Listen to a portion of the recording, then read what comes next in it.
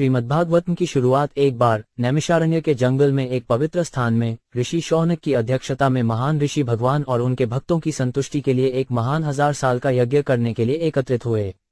एक दिन यज्ञ अग्नि जलाकर और श्री सूत गोस्वामी को सम्मान के आसन की पेशकश करके अपने सुबह के कर्तव्यों को पूरा करने के बाद महान संतों ने बड़े सम्मान के साथ निम्नलिखित मामलों के बारे में पूछताछ की। ऋषियों ने कहा, आदरणीय सूत गोस्वामी, आप सभी दोषों से पूरी तरह मुक्त हैं।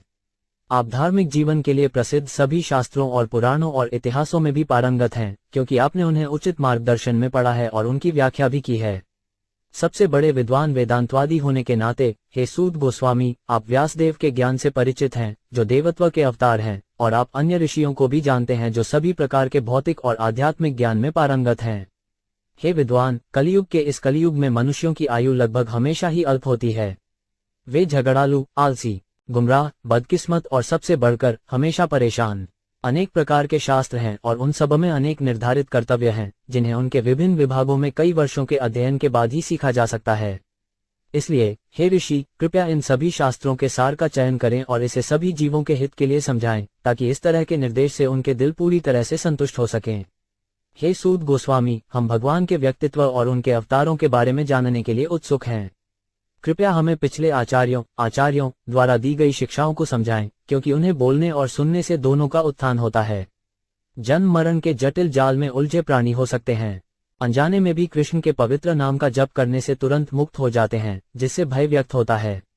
भगवान श्री कृष्ण भगवान के व्यक्तित्व बलराम के साथ एक इंसान की तरह खेले और इस तरह नकाबपोश होकर उन्होंने कई अलौकिक कार्य किए।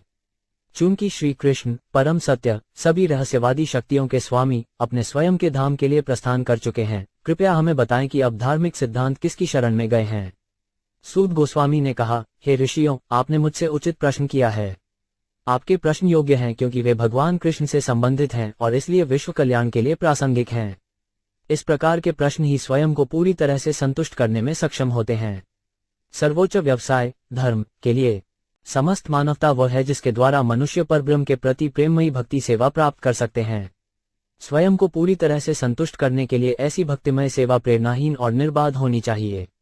पूर्ण पुरुषोत्तम भगवान श्री कृष्ण की भक्तिमय सेवा करने से व्यक्ति तुरंत अकारण ज्ञान और संसार से वैराग्य प्राप्त करता है।